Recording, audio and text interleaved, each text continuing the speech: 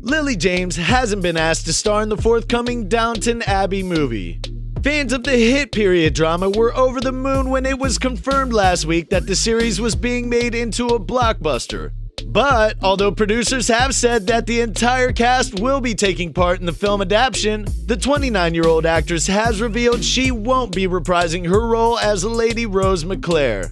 Speaking to People.com, she said, "My character Rose moved off to New York, so it would be far-fetched to bring her back. I would have loved to come back for a scene, but for a movie, it can't be like a Christmas special and it needs to be a focused storyline. There was simply no space for Rose."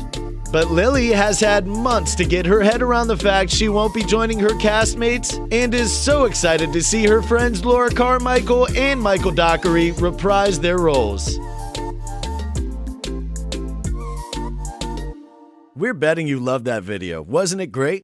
Well, like and subscribe to get even more.